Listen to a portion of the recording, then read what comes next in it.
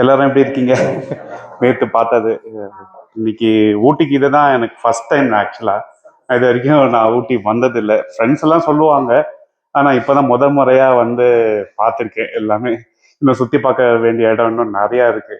So ஆண்டவர் வந்து திரும்பி என்ன இங்கே கூட்டிட்டு வருவான்னு நான் விசுவாசிக்கிறேன். இன்னைக்கு முக்கியமா நிறைய பேர் வந்து ஜீசஸ் பத்தி சொல்றாங்க. ஆனா நிறைய பேருக்கு வந்து ஜீசஸ் வந்து ஒரு ஒரு ஆண்டவர் உலகத்துக்கு வந்திருக்கிறாரு, ஒரு ஜென்ரலா தான் வந்து ஜீசஸ் வந்து தெரியும். ஆனா அவர் வர்றது வந்து எவ்வளவு இம்பார்ட்டன்ட்ன்றது வந்து யாருக்குமே தெரிய மாட்டேங்குது. இப்போ நிறைய பேர், நான் சின்ன வயசுல எல்லாம் வந்து அந்த சூப்பர்மேன் கதையெல்லாம் பார்ப்பேன். அப்போ வந்து எனக்கு ஏதாவது ஆபத்து வரும்போது சூப்பர்மேன் வந்து காப்பாற்ற மாட்டாரா அப்படின்லாம் நான் யோசிச்சிருக்கேன். அவர் ஸ்டிக்கர்லாம் வாங்கி ஒட்டுவேன். ஏன்னா நான் அதுல பார்த்து பார்த்து அவரை பத்தி தெரியும், நிறைய ஜனங்களை காப்பாத்துறாரு அந்த மாதிரி. ஆனா ஜீசஸ் வர்றது வந்து எவ்வளவு இம்பார்ட்டன்ட்றது யாருமே சொல்லவே இல்லை. அவரோட கதையா சொல்லியிருக்காங்க, ஆனா அது அவரோட வருகை வந்து எவ்வளவு இம்பார்ட்டன்ட்றது தெரியவே இல்லை. நேற்று நான் அந்த ஃபேமிலி பத்தி நான் எடுத்திருந்தேன். எல்லாருக்கும் புரிஞ்சுது ஆக்சுவலா? எல்லாருக்கும் புரிஞ்சது இல்லையா? ஆக்சுவலா நாளைக்கு வந்து அதை பெரிய டாபிக்கை நான் எடுக்க போறேன். இன்னைக்கு வந்து நாளைக்கு ஜீசஸை மையமா வச்சுதான் நான் அந்த ஃபேமிலி மேட்டருக்கே நான் வரேன்.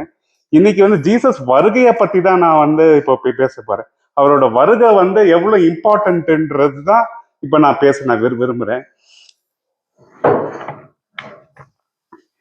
ஒரு சின்ன ஒரு கதையிலேருந்து நான் ஆரம்பிக்கிறேன். இப்போ அவரோட வேல்யூ தெரியணும்னா, எனக்கு சின்ன வயசுல எனக்கு ஒரு கதை வந்து எனக்கு ஞாபகத்துக்கு வந்துச்சு. ஒரு சின்ன பையன், ஒரு ஏழை ஃபேமிலி. அவங்க ஒரு வயசான தாத்தா வந்து இருப்பாரு. அவர் அந்த தாத்தாவை வந்து யாருமே மதிக்க மாட்டேன்றாங்க. அவர் ஏதாவது வேலை சொல்லிட்டே இருக்கிறாரு. அந்த மாதிரி மோஸ்ட் ஆஃப் தாத்தா வந்து ரொம்ப யாரும் கேர் பண்றது இல்லை இல்லையா? நார்மலா எல்லாரும் அந்த மாதிரி பசங்க எல்லாம் அவர் இது பண்ணிட்டு இருப்பாங்க. அப்போ எல்லாரும் அந்த குட்டி பையனுக்கு வந்து எல்லாரும் கிஃப்ட் தராங்க. ஆனா தாத்தானால கிஃப்ட் தர முடியல. அப்போ தாத்தா வந்து ஒரு வாட்ச் வந்து கழட்டி கொடுக்குறாரு. இந்த வாட்சை வந்து நீ வச்சுக்கோ அப்படின்னு. அந்த பையனுக்கு வந்து அந்த வாட்சோட வேல்யூவே தெரியல. அப்போ அவன் இஷ்டத்துக்கு அந்த வாட்சை வந்து விளையாடிட்டு இருக்கான். அப்புறம் ஃப்ரெண்ட்ஸ் கிட்ட எல்லாம் கொடுத்து இது பண்ணிட்டு இருக்கான். அதோட வேல்யூவே தெரியல.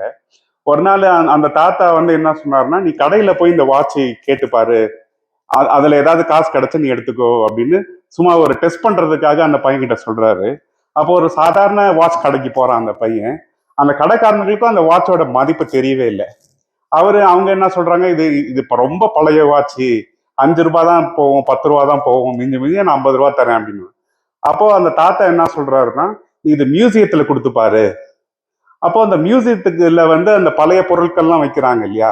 அப்போ அந்த மியூசியத்துல இருக்கவங்களுக்கு வந்து அந்த பழைய பொருளோட வேல்யூ தெரியும். உலகத்துல வந்து அந்த மாதிரி ஒரு இதை வந்து அவங்க கிடையவே கிடையாது. ஸோ அதனால அந்த வாட்சோட மதிப்பு லட்சத்துல போயிடுச்சு. ஏன்னா அங்க வந்து அப்போ வந்து அந்த பையனோட பார்வை எப்படி இருக்கும் அந்த வாட்ச் பார்த்தா? ஏன்னா அங்க வந்து இது பல லட்சம் போகும் இது அப்படின்னு சொல்றாங்க. அப்போ அந்த சாதாரணமா நான் நினைக்கிறேன் அந்த வாட்ச் இப்போ அவனோட பார்வையே மாறுது. அந்த வாட்சை தொடர்றதுக்கு கூட இப்ப பயப்படுறான். அப்போ அந்த தாத்தாக்கு வந்து இன்னொரு ரெஸ்பெக்ட் தரான்.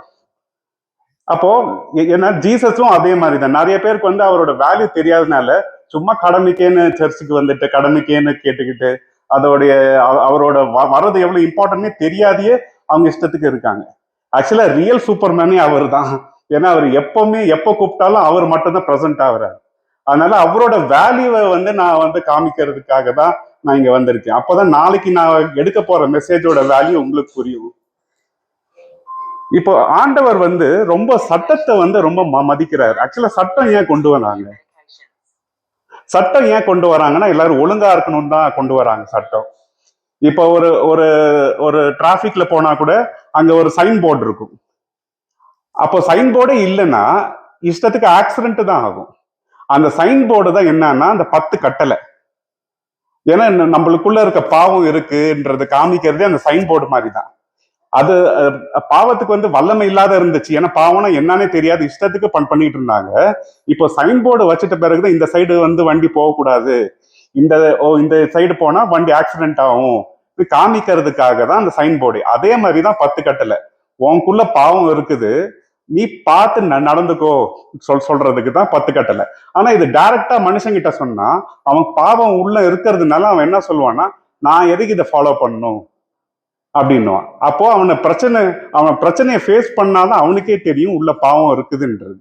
இதை வந்து நான் எப்பவுமே ஆதி ஆமத்துக்கு தான் நான் ஃபர்ஸ்ட் நான் என்ன எக்ஸாம்பிள் எடுத்தாலும் ஆதி ஆமத்துல தான் விஷயமே இருக்குது. நிறைய பேர் அது போவே மாட்டாங்க. ஏன்னா மற்ற சாப்டர்லாம் போவாங்க தவிர ஆதி ஆமத்துக்கு போவே மாட்டாங்க. ஆனா நான் எடுக்கிற ஒரு சப்ஜெக்ட்ஸ் எல்லாமே பாத்தீங்கன்னா ஆதி ஆமத்துக்கு தான் அடிக்கடி போக வைக்குது. ஸோ இது ஆதி ஆகமம் ஜெனிசியஸ் 3, ஆதி ஆகமம் 3 அந்த இதை பாருங்க, மனுஷனுக்குள்ள எப்படி பாவம் வந்துச்சு. ஏன்னா ஜீசஸோட இந்த பாவத்துல இருந்து ஆண்டவர் எப்படி மீட்டு எடுக்கிறாருன்றதுதான் விஷயம். 13 இருந்து படிங்க. அப்பொழுது தேவனாகிய கர்த்தர் ஸ்திரீயை நோக்கி, நீ இப்படி செய்தது என்ன என்றார். ஸ்திரீயானவள், சர்ப்பம் என்னை வஞ்சித்தது, நான் புசித்தேன் என்றாள். அப்பொழுது தேவனாகிய கர்த்தர் சர்ப்பத்தை பார்த்து, நீ இதை செய்தபடியால் சகல நாட்டு மிருகங்களிலும் சகல காட்டு மிருகங்களிலும் சபிக்கப்பட்டிருப்பாய். நீ உன் வயிற்றினால் நகர்ந்து உயிரோடு இருக்கும் நாளெல்லாம் மண்ணை தின்பாய். உனக்கும் ஸ்திரீக்கும் உன் வித்துக்கும் அவள் வித்துக்கும் பகை உண்டாக்குவேன்.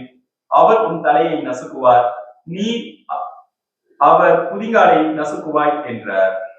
அவர் ஸ்திரீயை நோக்கி, நீ கர்ப்பவதியாய் இருக்கும்போது உன் வேதனை மிகவும் பெருக பண்ணுவேன்.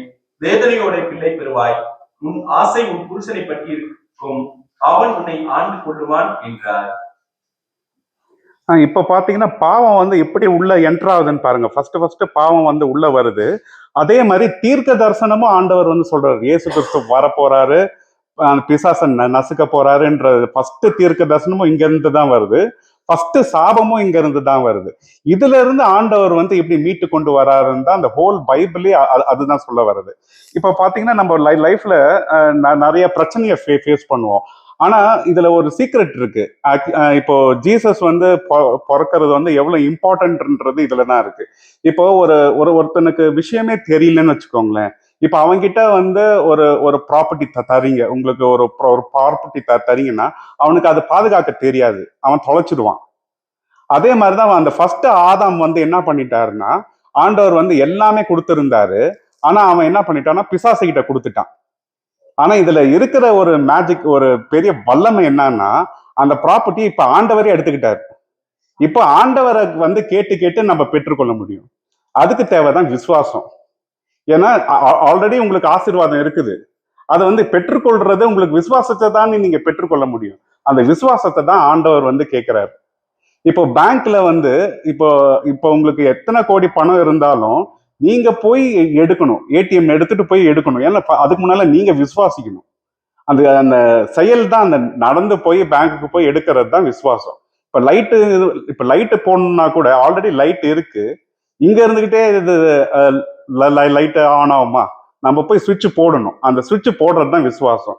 ஏன்னா இப்ப வந்து ஆண்டவர் வந்து என்ன பண்ணிட்டாருன்னா, அந்த ப்ராப்பர்ட்டி அவர் எடுத்துக்கிட்டாரு, அந்த சாவி அவர் எடுத்துக்கிட்டார். ஏன்னா இனிமேல்ட்டு இந்த ஒரு பிசாசோ இந்த ஒரு மனுஷனோ பறிக்கவே முடியாது. இது மனுஷன் கையில கொடுத்ததுனாலதான் பிரச்சனை. இப்ப அந்த சாவியை அவர் எடுத்துக்கிட்டார். ஆனால் அவரோட நாமத்தை, இயேசுவின் நாமத்தினால நான் இதை எடுத்துக்கொள்ளுகிறேன்றது நீங்க தைரியமா கேட்கலாம். ஏன்னா சாவி அவர் எடுத்துக்கிட்டார். இன்னொரு ஒரு சின்ன உதாரணம் சொல்றேன். ஜீசஸ் வந்து நமக்குள்ள வர்றது வந்து ரொம்ப ரொம்ப ரொம்ப இம்பார்ட்டன்ட்ன்றது நான் சொல்றேன். ஒரு சின்ன ஒரு எக்ஸாம்பிள் சொல்றேன். எத்தனை பேர் ஃபிளைட் பார்த்துருக்கீங்க, போயிருக்கீங்க இல்லையா? நான் இதுல இருந்து தான் ஆரம்பிக்கிறேன். ஆக்சுவலா ஃபிளைட் எப்படி பறக்குது, புவி ஈர்ப்பு வந்து இழுத்துக்கிட்டே இருக்குது. ஆனா ஃபிளைட் மட்டும் இப்படி பறக்க முடியும். ஏன்னா புவி ஈர்ப்பு வந்து அது வேலை செஞ்சுக்கிட்டு தான் இருக்குது. அதுக்கும் மேல ஒரு பிரமாணம் வந்து வேலை செய்யுது, அது லா ஆஃப் லிஃப்ட். அந்த லா ஆஃப் லிஃப்ட் என்ன பண்ணுதுன்னா, அந்த ஃபிளைட்டை வந்து மேல தூக்கிட்டு போகுது. எத்தனை டன் வெயிட்டா இருந்தாலும் மேல தூக்கிட்டு போகுது. அதே மாதிரிதான் பாவம் வந்து உள்ள மனுஷனை போட்டு இழுத்துக்கிட்டே இருக்குது.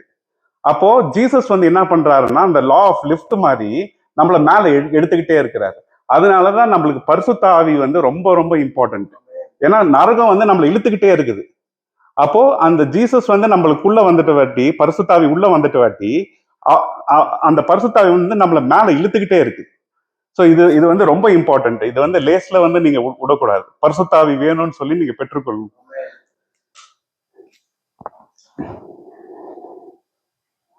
இப்போ என்னோட சாட்சி வந்து ஒரு பெரிய சாட்சி ஆக்சுவலா.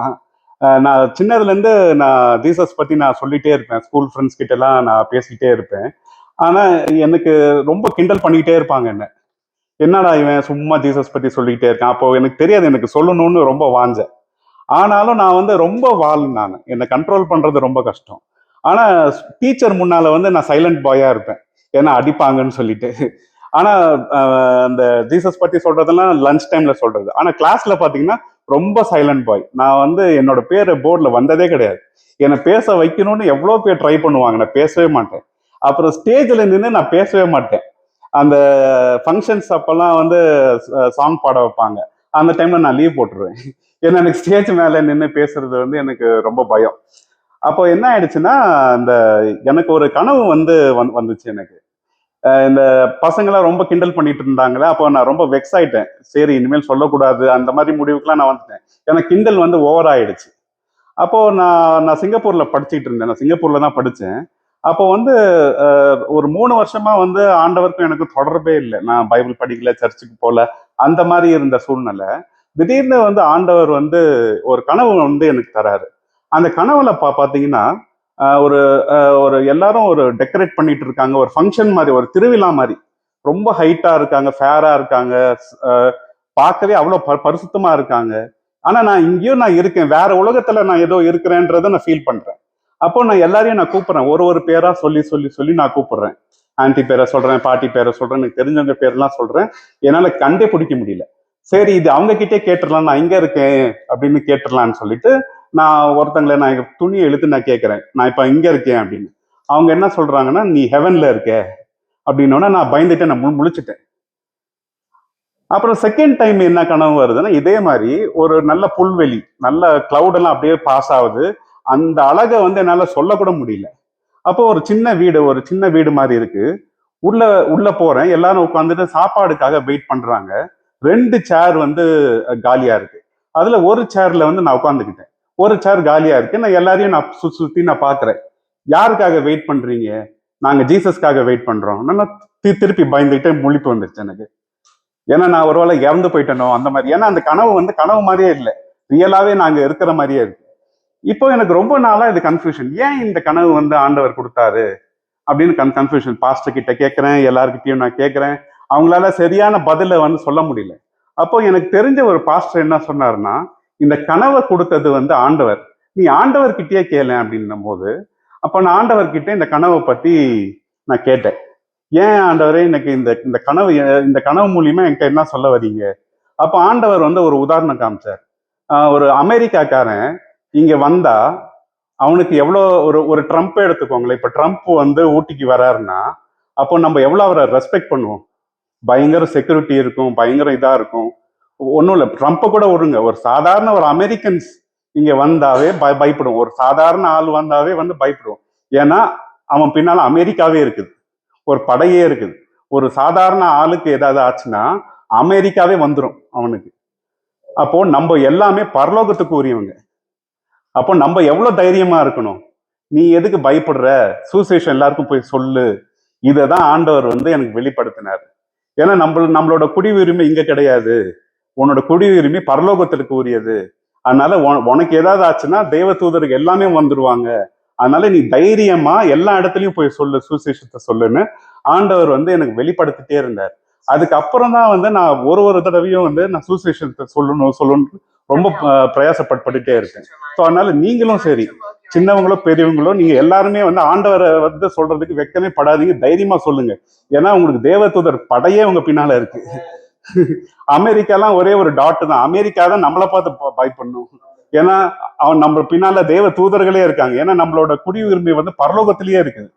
ஸோ அதனால நீங்க ஆண்டவரை பத்தி தைரியமா சொல்லுங்க. ஸோ ஆண்டவரோட வருகை வந்து எவ்வளவு இம்பார்ட்டன்ட்ன்றது உங்களுக்கு எத்தனை பேருக்கு புரிஞ்சுது? ஏன்னா அவர் வரலன்னா இது சட்டமே வேற மாதிரி ஆயிருக்கு. இப்ப சட்டமே இல்லைன்னா மனுஷன் எல்லாமே தப்பு பண்ணிக்கிட்டு இருப்பான். இது தப்புன்னே அவனுக்கு தெரியாது.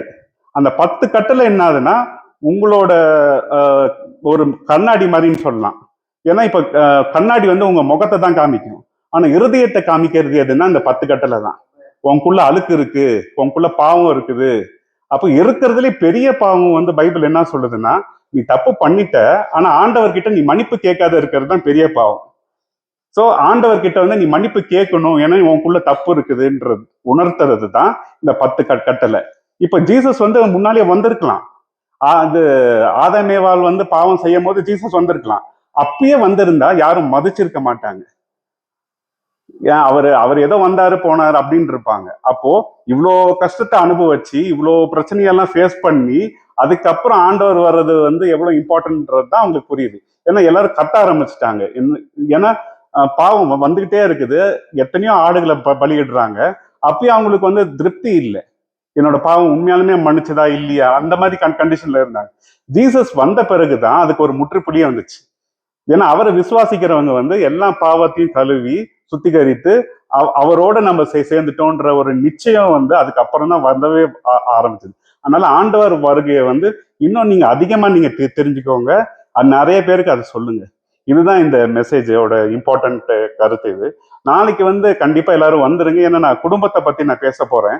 சின்னவங்க பெரியவங்க கல்யாணம் பண்ண போறவங்க ஆனவங்க எல்லாருக்குமே இது வந்து ரொம்ப பிரயோஜனமா இருக்கும். ஏன்னா இயேசு கிறிஸ்துவ வந்து அவரை நீங்க ருசிச்சு பார்க்கணும்.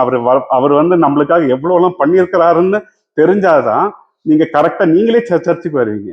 இப்போ இது கிரிக்கெட்லாம் பார்ப்பீங்க இல்லையா?